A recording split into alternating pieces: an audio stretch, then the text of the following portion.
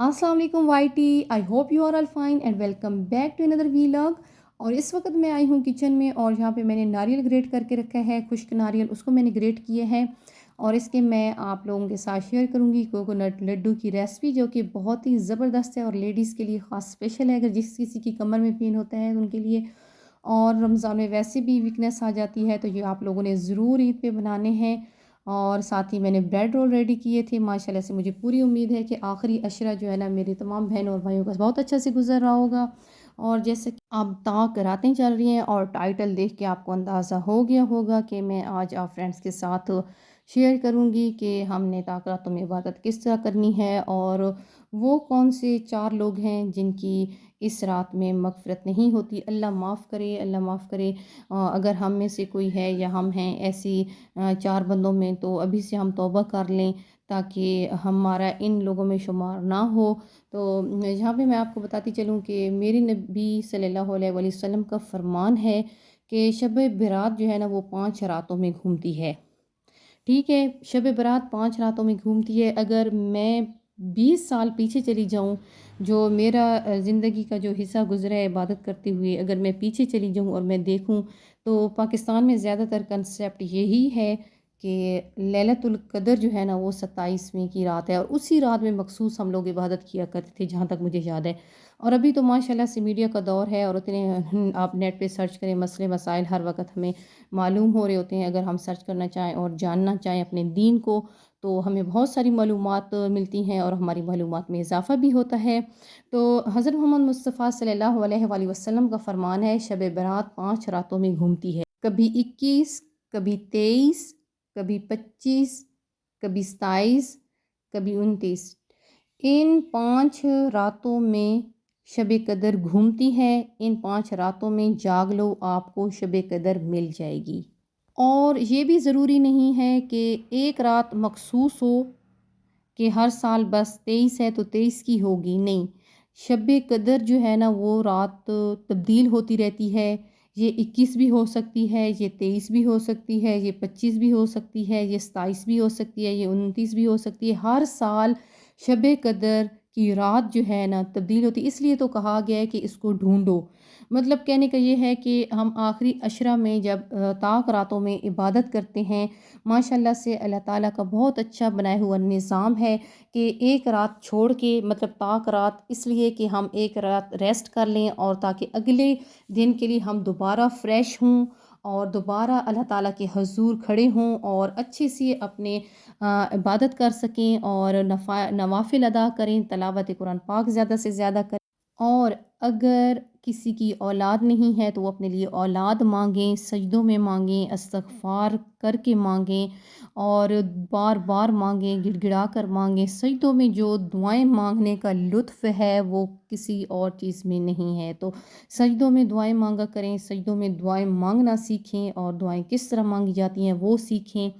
और इसके अलावा अगर बीमार है कोई आपकी फ़ैमिली में या आप ख़ुद बीमार हैं, तो अपनी सेहत मांगें, बेशक वो सेहत अता करने वाला है। और लोगों को माफ़ करना सीखें। और बहुत बड़े दिल के वो लोग होते हैं, बहुत बड़े दिल के मालिक होते हैं जो दूसरों को माफ़ करते हैं। हजत के वक़्त एक सहाबी कहने लगे, ए अल्लाह, तेरे नबी ने सदका करने का हुक्म दिया है कि सदका करें, कसरत से सदका किया करें, और मेरे पास सदका करने के लिए कुछ भी नहीं है। अच्छा मेरे अल्लाह, मैं एक काम करता हूँ, जिसने मुझे तकलीफ़ दी है या मुझे बुरा भला कहा है, मैं उसको माफ़ कर देता हूँ। मेरा सदका तू कबूल फरमा। फजर की नमाज का टाइम हुआ और फजर की नमाज के बाद आप सल्लल्लाहु अलैहि वसल्लम ने ऐलान किया, रात को सदका किसने किया? फिर आप सल्लल्लाहु अलैहि वसल्लम ने कहा, रात को अपनी इज़्ज़त का सदका किसने किया? तो आप खड़े हो गए और कहा कि या रसूलल्लाह सल्लल्लाहु अलैहि वसल्लम, आपकी बातें सुनकर मुझे भी शौक़ लगा कि माल लगाऊं। माल था नहीं तो मैंने सोचा चलो मैं अपनी इज़्ज़त का ही सदका कर देता हूँ। तो रसूलल्लाह सल्लल्लाहु अलैहि वसल्लम ने फरमाया, अल्लाह ने तेरा ये कबूल सदक़ों में लिख दिया है ये अमल। तो इससे हमें ये सबक मिलता है कि माफ़ कर देना चाहिए, दिल में बुग़्ज़ नहीं रखना चाहिए। इस रात 4 बंदों की बख्शिश नहीं होती। शब कदर में जिब्राईल अलैहिस्सलाम उतरते हैं, फ़रिश्ते उतरते हैं, ساری دنیا میں پھیل جاتے ہیں، اور جو لوگ نماز پڑھ رہے ہیں، دعائیں کر رہے ہیں، ان کے ساتھ آمین کہہ رہے ہیں۔ پھر جب صبح ہوتی ہے، اذان ہوتی ہے، تو فرشتے اکٹھے ہوتے ہیں اور جبریل علیہ السلام سے پوچھتے ہیں کہ کیا ہوا؟ تو جبریل علیہ السلام فرماتے ہیں کہ اللہ پاک نے سب کو معاف کر دیا، 4 آدمیوں کا کیس پینڈنگ ہے کہ جب تک یہ والے کام کر رہے ہیں معافی نہیں ہے، اور ہاں، اگر یہ کام ترک کر دیتے ہیں اور اپنے گناہوں کی سچے دل سے توبہ کرتے ہیں تو اللہ تعالیٰ ان کو بخش دے گا۔ وہ بہت بڑا غفور الرحیم ہے، معاف کرنے والا ہے، بخشنے والا ہے۔ نمبر 1، شراب پینے والا، شراب پینے والی کی معافی نہیں ہے۔ قرآن پاک کی آیت ہے، وَاسَقَاهُمْ رَبُّهُمْ شَرَابًا طَہُورًا، تیرے رب تجھے اپنے ہاتھوں سے پلائے گا، جنت میں تیار کر کے رکھی گئی ہے وہ۔ تو اللہ تعالیٰ کی نافرمانی سے بچیں۔ اور دوسرا، وہ جو ماں باپ کا نافرمان ہے، شب قدر بھی اس کی بخشش نہیں کرا پائے گی، شب قدر میں بھی اس کی معافی نہیں ہوگی جو کوئی ماں باپ کا نافرمان ہے۔ ایک ساحل نے سوال کیا، پوچھا، یا رسول اللہ صلی اللہ علیہ وآلہ وسلم، قیامت کب آئے گی؟ آپ صلی اللہ علیہ وآلہ وسلم نے جواب دیا، اللہ کو پتہ ہے کہ کب آئے گی۔ ساحل نے کہا، کوئی نشانی تو بتا دیں۔ تو آپ صلی اللہ علیہ وآلہ وسلم نے فرمایا، جب ماؤں کو ذلیل کیا جائے گا، اور اولادیں جب ماؤں کو ذلیل کریں گی تو سمجھ لو کہ قیامت قریب ہے۔ اور آج یہ دور میرے خیال میں آ چکا ہے، وہ وقت آ چکا ہے کہ ماؤں کو ذلیل کیا جاتا ہے، گھروں سے نکالا جاتا ہے، اور اولڈ ہاؤس آپ لوگوں کے سامنے ہیں۔ اور اویس کرنی جو تھا وہ ماشاءاللہ سے ماں کا بہت بڑا فرمانبردار تھا۔ اور یہاں پہ میں آپ کو بتاتی چلوں کہ تیسرا کون لوگ ہیں جن کی بخشش نہیں ہوگی شب قدر میں بھی؟ تیسرے سب کی بخشش ہو جائے گی لیکن ان چاروں کی نہیں ہوگی۔ اللہ معاف کرے، اللہ تعالیٰ ہمیں ان میں شامل نہ کرے۔ اگر کسی میں کوئی تھوڑی بہت ہے تو وہ اللہ تعالیٰ سے توبہ کریں سچے دل سے، اور اپنی بخشش کروائیں اور سب کو معاف کر دیں۔ اور تیسرا ہے کہ رشتہ داروں سے لڑنے والا، جو رشتوں سے لڑے گا، بہن بھائیوں سے، رشتوں کی وجہ سے، جہاں رشتے نہیں ہو پاتے رشتوں کی وجہ سے لڑائی کرے گا، یا کسی بھی وجہ سے اپنے رشتہ داروں سے لڑے گا، تایا ابو ہو گئے، چچا ہو گئے، ماموں ہو گئے، اور جو بھی قریبی رشتہ دار ہو گئے جن سے وہ لڑے گا، اللہ پاک اس کو معاف نہیں کریں گے۔ تو صلح کر لیں، درگزر کریں۔ میرے اللہ کو وہ لوگ بالکل بھی پسند نہیں ہیں جو دل میں بغض رکھتے ہیں۔ خاص کر خونی رشتوں کو معاف کیا کرو۔ میاں بیوی کا جو رشتہ ہے وہ بہت ہی خوبصورت اور بہت ہی پیارا ہے۔ تو میاں بیوی جب آپس میں لڑائی کرتے ہیں تو اس کا اثر جو ہے نسلوں تک جاتا ہے، بچوں تک یہ جو ہے نا، بچے بات ذہن میں بیٹھا لیتے ہیں اور ان پہ بہت برا اثر پڑتا ہے۔ جب وہ بڑے بھی ہو جائیں تو وہ سہمے سہمے رہتے ہیں، ماں باپ کی لڑائی جو ہے نا ان کے ذہن پہ ایسا اثر کرتی ہے۔ تو کوشش کیا کریں کہ بچوں کے سامنے بالکل بھی فائٹ نہ کیا کریں۔ میاں بیوی کا جو بھی مسئلہ ہو وہ الگ سے آپ لوگ ڈسکس کیا کریں، بچوں کے سامنے شور شرابہ یہ بچوں کی زندگی پہ بہت برا اثر پڑتا ہے۔ تو میری آپ سے ریکویسٹ ہے کہ کوشش کیا کریں کہ گھر میں سب کے بہت سارے مسئلے مسائل ہر گھر میں چل رہے ہوتے ہیں، تو بچوں کے سامنے بالکل بھی ڈسکس نہ کیا کریں۔ اور چوتھے نمبر پہ ہے کہ دل میں کینہ، بغض رکھنے والا، یہ حسد سے بھی آگے کی چیزیں ہیں، کینہ اور بغض کے دل میں کسی کے لیے بھڑاس رکھنا کہ میں اس کا یہ کر لوں گا، وہ کر لوں گا، اس کے ساتھ میں یہ کروں گا، یہ بہت غلط ہے۔ تو شب قدر کہتے ہیں کہ ان کی بھی بخشش نہیں کروا پائے گی جو دل میں کینہ رکھتے ہیں۔ اگر میں اپنی بات کروں، اپنی مثال دینی چاہیے، کیونکہ تبھی دوسروں پہ اثر پڑے گا جب آپ اپنی مثال دیں گے۔ تو اللہ کا لاکھ لاکھ شکر ہے، اس ٹائم میرے دل میں کسی کے بارے میں ذرا بھر بھی کوئی بغض کینہ کچھ بھی نہیں ہے۔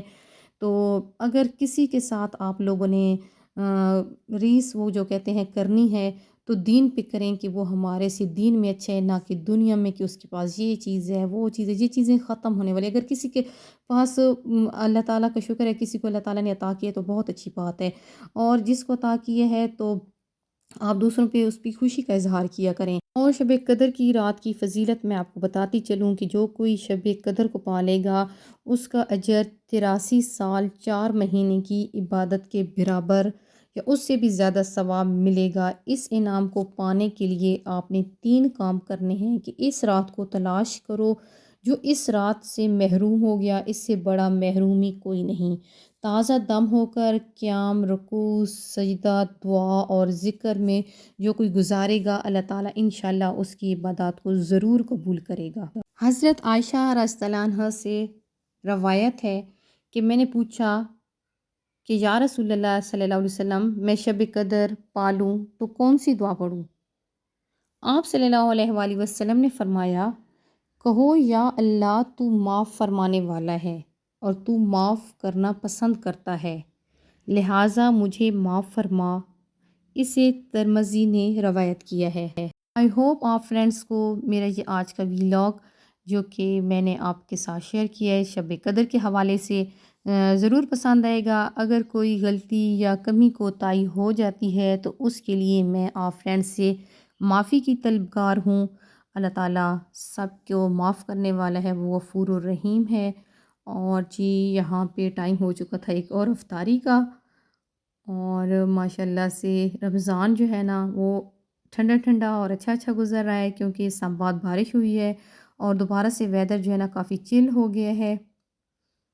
اور یہاں پہ جی میں نے جام شیری بنائی تھی۔ جام شیری جو ہے نا وہ بہت مزے کی لگتی ہے اگر اس میں تخم ملنگا ڈلا ہو۔ پہلے ہم فالسے کا شربت بناتے رہے ہیں، اور جب فالسے سے پہلے ہم اسٹرابری کا بناتے رہے ہیں، پھر ہم نے کیا کیا کہ فالسے کا بنایا تھا، اور اس کے بعد پھر دوبارہ جام شیری کا جو ہے نا بہت ہی مزے کا لگتا ہے، تو یہ ہم بنا لیتے ہیں۔ اور کافی دنوں کے بعد ہم نے چکن آلو شوربے والا بنایا تھا، اور بلیو بھی یہ سحری میں بھی اتنا اچھا لگ رہا تھا اور افطاری میں بھی۔ تو کیونکہ جو ہم خشک بنا لیتے ہیں جیسے کڑھائی وغیرہ یا کوئی، اس کی نسبت اگر شوربے والا رکھیں تو وہ رمضان میں زیادہ اچھا لگتا ہے۔ اور آج جب میں وائس اوور کر رہی ہوں تو آج 24 افطار ہوگا، اور آج میرا ماشاءاللہ سے قرآن پاک جو ہے نا کمپلیٹ ہوا ہے۔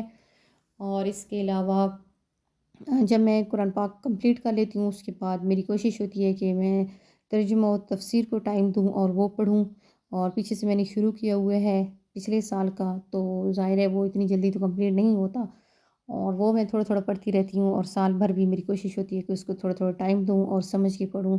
اور بعض اوقات اس طرح ہوتا ہے کہ میں پڑھتی ہوں اور میرے ہسبینڈ ساتھ بیٹھ جاتے ہیں، وہ بھی سنتے ہیں، اور ایک ماحول سا بن جاتا ہے، اچھا لگتا ہے پھر۔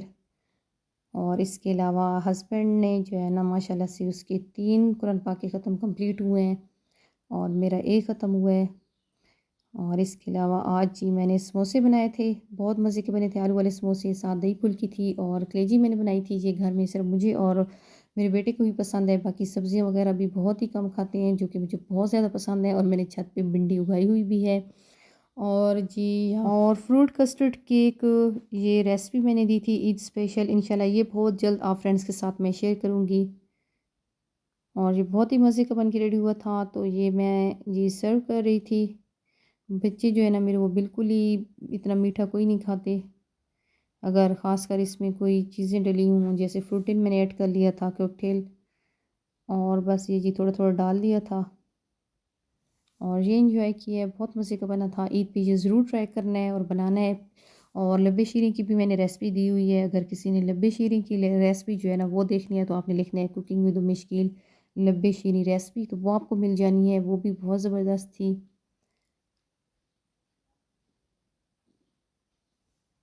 اور یہ ماشاءاللہ سے قرآن پاک آج میرا کمپلیٹ ہو گیا ہے۔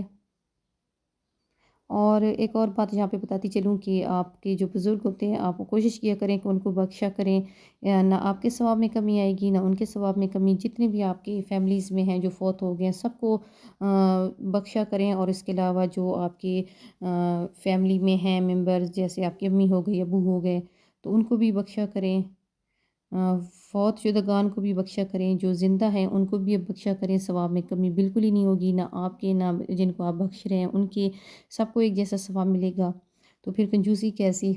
آئی ہوپ آپ فرینڈس کو میرا یہ آج کا ویلاگ ضرور پسند آئے ہوگا، تو پلیز کمنٹ باکس میں اپنی قیمتی آراء سے ضرور آگاہ کیجیے گا۔ مجھے دعا میں یاد رکھیے گا۔ اللہ تعالیٰ آپ کا حامی و ناصر ہو۔ Thanks for watching.